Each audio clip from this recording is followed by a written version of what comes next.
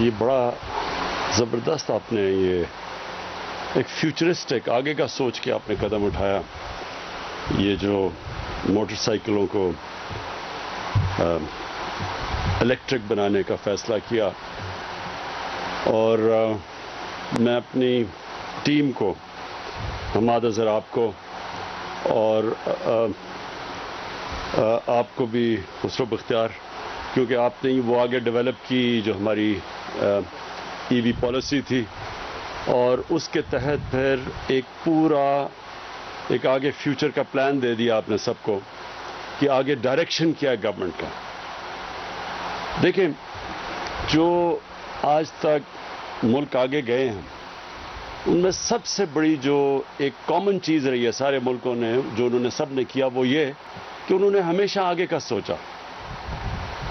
China کی جو اب ساری ڈیولپمنٹ دیکھ لیں اب، اور ہم جب وہاں گئے چائنا میں تو ان کے 10 سال 20 سال 30 سال کے پلان بنے ہوئے ہیں. تو جب تک جو آپ کی پالیسیز ایک لانگ ٹرم نہیں ہوتی، وہ پھر روڈ میپ نہیں ہوتا ملک کے پاس. پھر ملک فیصلے کرتا ہے الیکشن ٹو الیکشن، یا ایسے فیصلے کرتا ہے، کوئی جو مافیاز بیٹھے ہوتے ہیں وہ آپ کی پالیسیز چینج کر دیتے ہیں، ان کو وہ اپنے فائدہ اٹھانے کے لیے فیصلے کرتے ہیں. تو جو ملک کا آگے جو روڈ میپ ہوتا ہے وہ ڈیولپ ہی نہیں ہوتا. نبی صلی اللہ علیہ وسلم نے کہا تھا کہ اس دنیا کے لیے اس طرح جیو کہ آپ نے کل مر جانا ہے، اگلی دنیا کے لیے ایسے جیو کہ کل مر جانا ہے تاکہ آپ کے اعمال اچھے ہوں. لیکن اس دنیا کے لیے ایسے جیو آپ نے 1000 سال زندہ رہنا ہے. یعنی آج بیٹھ کے پلاننگ کرو کہ آگے آنے والی جنریشنز کے لیے آپ کس طرح کا ملک چھوڑ کے جائیں گے، ملک کو کیا مسئلے آ رہے ہیں، یہ کیسے حل ہوں گے. تو یہ جو ہماری کلین اور گرین پاکستان، اور اس کے اندر ہی فٹ ان ہوتی ہے آپ کی یہ الیکٹرک وہیکلز کی پالیسی، یہ اسی کا حصہ ہے. جب آپ یہ فیصلہ کریں گے کہ ہم نے اپنے ملک کی ہوا بھی صاف رکھنی ہے، ہم اپنے پانی اور دریا صاف رکھنے ہیں، ہم نے اپنے شہروں کو صاف رکھنا ہے، تو اس کے لیے کیا آپ کو قدم اٹھانے پڑیں گے. جس طرح ہم نے اب 10 بلین ٹری سونامی درخت اگانے پڑیں گے ملکوں میں. پاکستان بدقسمتی سے وہ ملک ہے جس میں سب سے کم ٹری کور ہے، درختوں کا جو ہمارے اس ملک میں جنگلات ہیں وہ سب سے کم ہے، ہندوستان کے ہمارے سے زیادہ ہے. اور جو انگریز جنگلات چھوڑ کے گیا تھا وہ بھی ہم نے کم کر دیے، ان کو بھی تباہ کر دیا. تو ایک تو ہم یہ درخت اگا رہے ہیں، پھر نیشنل پارکس اپنے علاقے بچا رہے ہیں کیونکہ آبادی تیزی سے بڑھ رہی ہے، تو جو ہرے علاقے ہیں وہ بچا رہے ہیں. شہروں کے اندر اب ماسٹر پلانز بنا رہے ہیں شہروں کے، تاکہ شہروں کا ہم روک سکیں شہروں کو پھیلتے ہوئے. یہ تقریباً اسلام آباد ہمارے دیکھتے دیکھتے مری تک پہنچ گیا ہے. اس اسلام آباد نے پچھلے 20 سالوں میں 1.5 گنا زیادہ بڑھ چکا ہے. گرین کور کم ہو گیا کیونکہ کوئی پلاننگ نہیں ہے.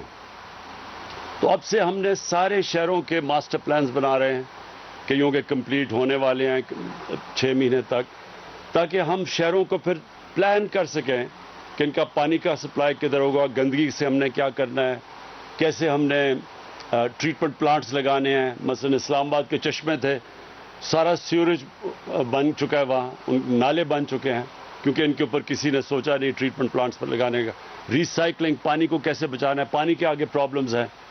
اور پھر سب سے بڑی چیز پولوشن، جو ہمارے دیکھتے دیکھتے لاہور جو سٹی آف گارڈن سمجھا جاتا تھا اور پشاور، یہ دونوں سٹی آف گارڈنز کہا جاتے تھے.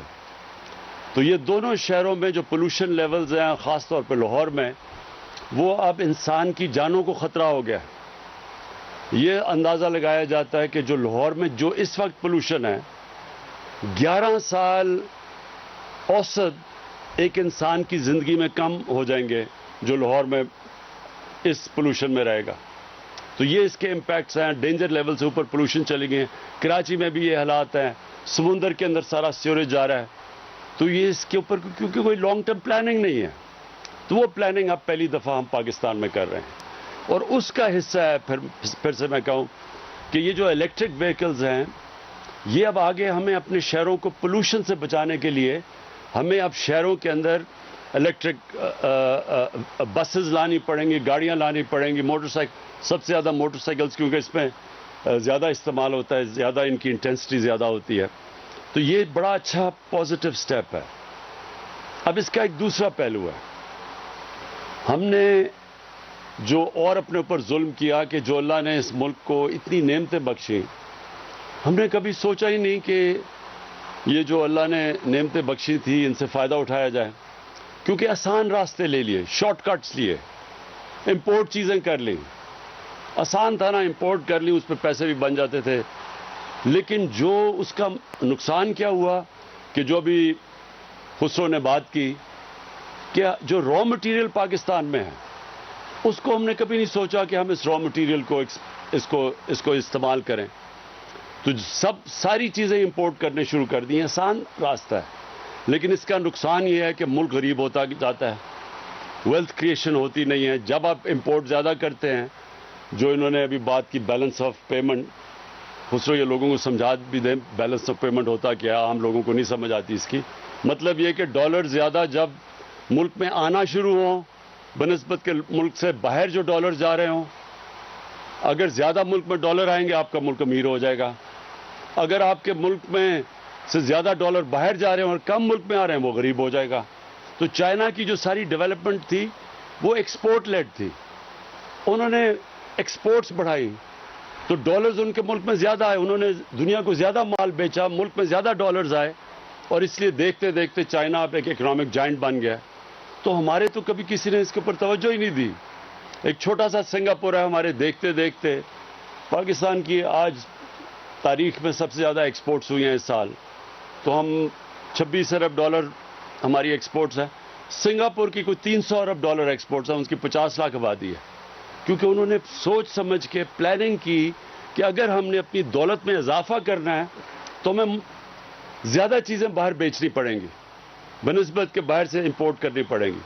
تو ہمارا یہ بس اب جو اگلا اب ہمارا یہ جو ترقی کا راستہ ہے اس میں اب ہم نے جو آپ کی موٹر سائیکل کے اندر جتنے بھی کوشش کرنی ہے کہ سارے پارٹس را مٹیریلز پاکستان میں ہوں. ہمارے پاس سب کچھ ہے یہاں. ہم نے پوری طرح اب ہم پوری پاکستان کا منرل میپ بنا رہے ہیں, معدنیات کا نقشہ سارے پاکستان میں کہ کدھر کدھر کیا چیزیں ہیں. اور آپ کو حیرت ہوگی جب آپ کو یہ پوری طرح پتہ چلے گا تو آپ کو اندازہ ہوگا کہ آپ کا کتنا امیر ملک ہے. اس میں کسی چیز کی کمی نہیں ہے. ہمیں امپورٹس کی ضرورت نہیں ہے کہ ہر چیز امپورٹ کر لیتے ہیں, شارٹ کٹ ہے نا, ہر چیز امپورٹ کر لو. تو یہ نہیں سوچتے کہ وہ تھوڑے سے لوگوں کو تو فائدہ ہوتا ہے جو امپورٹرز ہیں, لیکن ملک کے لیے تو وہ نقصان ہے کیونکہ آپ کے ڈالر زیادہ باہر جا رہے ہیں. جب زیادہ یہ بھی میں سمجھا دوں, جب آپ کے زیادہ ڈالرز باہر جاتے ہیں اور کم اندر آتے ہیں ملک کے تو روپے کے اوپر زور پڑتا ہے. جب ڈالر کم ہوتا ہے تو روپے کی قیمت گر جاتی ہے, ڈالر اوپر چلا جاتا ہے, ڈی ویلیویشن جس کو کہتے ہیں. تو جب آپ کا روپے کی قیمت گرتی ہے سب کچھ مہنگا ہو جاتا ہے, غربت بڑھ جاتی ہے, ملک غریب ہو جاتا ہے. تو ہمیں اس لیے سارا اپنا جو سوچ ہے وہ بدلنی ہے. ایک نیا روڈ میپ پاکستان کو دینا ہے جس نے آگے کا سوچنا ہے, جس نے سب سے پہلے اپنے آنے والی نسلوں کا سوچنا ہے. یہ جو ماحولیات ہے, ہماری انوائرمنٹ ہے, یہ جو گلوبل وارمنگ ہے, یہ جو پاکستان کو متاثر کرتی ہے, پہلی دفعہ اس پیمانے پہ پاکستان جو سٹیپس لے رہا ہے وہ انٹرنیشنلی اکنالجڈ ہیں. مجھے اس کا بڑا فخر ہے کہ دنیا مانتی ہے کہ پاکستان لیڈ ان چند ملکوں میں سے جو لیڈ کر رہا ہے انوائرمنٹ کے اندر, گلوبل وارمنگ کے جو خلاف کیمپین ہے اس کے. اب دوسری جو ہماری کیمپین ہے وہ یہ کہ ہم ابھی سے اپنی دولت کا ویلتھ کریشن کیسے کریں, دولت میں اضافہ کیسے کریں, وہ کون سے ہم نے اب قدم اٹھانے ہیں کہ اب ہماری اکانومی ماشاءاللہ تیزی سے اوپر جا رہی ہے. آگے ہمیں کیا مسئلہ آئے گا؟ ہمیں مسئلہ تب آئے گا کہ اگر ہمارے ملک میں ڈالرز کی کمی ہونی شروع ہو گئی کیونکہ زیادہ ڈالرز باہر جانے شروع ہو گئے, کرنٹ اکاؤنٹ ڈیفیسٹ ہو گیا, تو یہ ہمارے روکے گا ہماری گروتھ کو. پھر ہمیں IMF کے پاس جانا پڑے گا.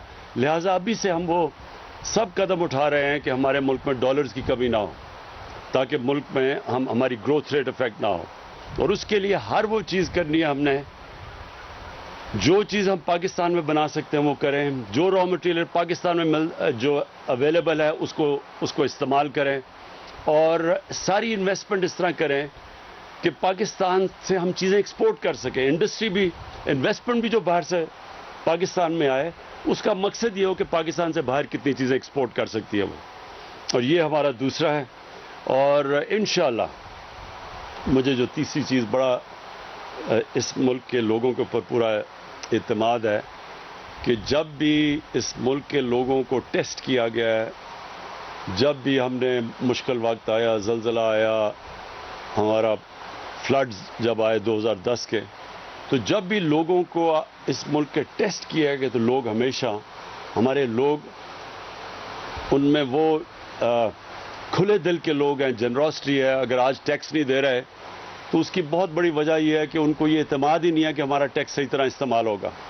ان کو اب اعتماد بحال کر رہے ہیں کہ ان کا ٹیکس ان کے لیے, اپنے خرچے کم کر رہے ہیں, فضول خرچی کم کر رہے ہیں. یہ جو پروٹوکول کے اوپر ہم پیسے خرچ کرتے ہیں اپنے سے شروع کر رہے ہیں نا, اپنی مثال سے, وہ پروٹوکول کے پیسے ہم پورا بچا رہے ہیں. اپنے پرائم منسٹر ہاؤس اور پرائم منسٹر سیکریٹریٹ صرف 3 سال میں 108 کروڑ روپیہ ہم نے ان 2 ہاؤسز کا کم کیا ہے. اور جو باہر کی ٹریول ہے اس سے پیسہ بچا رہے ہیں, صرف اپنے ٹیکس پیئر کو یہ بتانے کے لیے کہ آپ کے ٹیکس کی ہم قدر کرتے ہیں. ہم آپ کا ٹیکس آپ کے اوپر خرچ کریں گے بنسبت اپنے اوپر خرچ کرنے کے لیے. تو جیسے جیسے ان کا یہ اعتماد بحال ہوتا جائے گا, انشاءاللہ ہماری ٹیکس کلیکشن بڑھتی جائے گی, ملک کی دولت میں اضافہ ہوتا جائے گا, ملک اپنے پیر پہ کھڑا ہو جائے گا. یہ جو ہمارے ذہن میں ایک غلامی آئی ہوئی ہے کہ جب تک ایڈ نہیں آتی, باہر سے امداد نہیں آتی یا قرضے نہیں آتے, ملک نہیں چلے گا. ملک کا پرائم منسٹر باہر جاتا ہے تو پہلی چیز پوچھتے ہیں جی کتنے پیسے لے کے آئے, کتنی جی امداد ملی, کامیاب دورہ. اچھا کامیاب دورہ کیا ہو گیا کہ پیسے لے کے آ گئے, بھیک مانگ کے کسی سے پیسے لے کے آ گئے. جب تک یہ ذہنی غلامی سے نہیں ہم نکلیں گے, جب تک انسان اپنے پیر پہ نہیں کھڑا ہوتا, اس کو پتہ ہی نہیں چلتا کہ اس کے اندر اللہ نے کتنی طاقت دی ہے. جب تک وہ وساکیوں سے چلتا ہے وہ کبھی اس کے اندر زور نہیں آتا. تو وہ پاکستان اب تیسرے راستے پہ نکل گیا اپنے پیر پہ کھڑے ہونے کے لیے. اور انشاءاللہ آپ دیکھیں گے دنوں میں کہ یہ ایک مہینوں میں, سالوں میں, کہ یہ کتنا بڑا عظیم ملک بنے گا.